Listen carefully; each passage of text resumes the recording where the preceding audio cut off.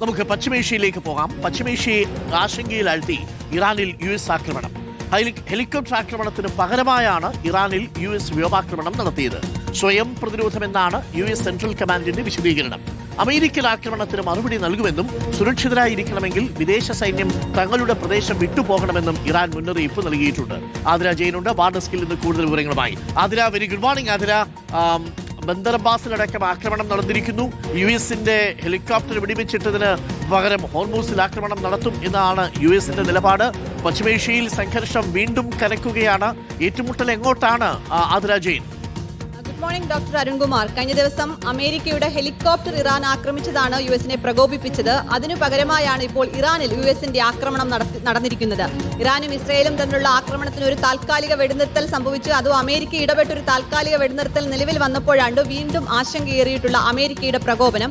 ഇറാന്റെ നഗരങ്ങളിൽ തെക്കൻ ഭാഗത്തുള്ള തെക്കൻ നഗരങ്ങളിലൊക്കെ സ്ഫോടനങ്ങൾ കേട്ടതായി റിപ്പോർട്ടുകളുണ്ട്. ഏതൊക്കെ സ്ഥലങ്ങളിലാണ് ആക്രമണം നടത്തിയതെന്ന് US സെൻട്രൽ കമാൻഡ് പറഞ്ഞിട്ടില്ലെങ്കിലും എക്സ്പോസിൽ പറഞ്ഞിരിക്കുന്നത് സ്വയം പ്രതിരോധമെന്ന നിലയിൽ ഇറാനെതിരെ ഞങ്ങൾ ആക്രമണം തുടങ്ങിക്കഴിഞ്ഞുവെന്നാണ്.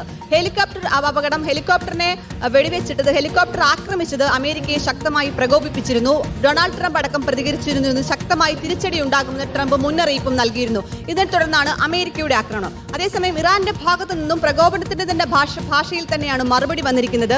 ഞങ്ങൾ സംബന്ധിച്ച് വെറുതെ ഇരിക്കില്ല, ഏതൊരു ആക്രമണത്തിനും ശക്തമായ മറുപടി ഉണ്ടാകുമെന്ന് ഇറാന്റെ വിദേശകാര്യമന്ത്രി അബ്ബാസ് അരഗ്ചി എക്സ്പോസിൽ വ്യക്തമാക്കി കഴിഞ്ഞു. വിദേശ സൈന്യത്തിന് ശക്തമായ മറുപടി നൽകുന്ന ചരിത്രമാണ് ഇറാൻ ഉള്ളതെന്നും രക്ഷ വേണമെങ്കിൽ, നിങ്ങൾക്ക് സ്വയം രക്ഷ വേണമെങ്കിൽ, സുരക്ഷ വേണമെങ്കിൽ ഞങ്ങളുടെ പ്രദേശം വിട്ടു പോകണമെന്നും ഇറാൻ മുന്നറിയിപ്പ് നൽകുന്നുണ്ട്. അമേരിക്കയും ഇറാനും വീണ്ടും പ്രകോപനം തുടരുമ്പോൾ വീണ്ടും എങ്ങനെയാകും പശ്ചിമേഷ്യൻ സ്ഥിതിഗതികൾ പോകുമെന്ന് തന്നെയാണ് ആശങ്കയിലാകുന്നത്. വിവിധ നഗരങ്ങളിൽ ജലസംഭരണികൾ ഉൾപ്പെടെ ഇറാനിൽ ആക്രമണത്തിന് വിധേയമായി എന്ന് റിപ്പോർട്ടുകൾ വരുന്നുണ്ട്. ഇറാന്റെ വ്യോമ താവളങ്ങൾ ലക്ഷ്യമിട്ട് വ്യോമ സംവിധാനത്തിന്, റഡാർ സിസ്റ്റത്തിനുമൊക്കെ അപകടം വരുത്തുന്ന രീതിയിൽ, രൂക്ഷമായ രീതിയിൽ തന്നെയാണ് അമേരിക്കയുടെ ആക്രമണം എന്നാണ് റിപ്പോർട്ടുകൾ പുറത്തുവരുന്നത്. ഓക്കെ, ഹോർമൂസ് കടലിടുക്കിന് സമീപമാണ് US-ന്റെ ഹെലികോപ്റ്റർ തകർന്നത്.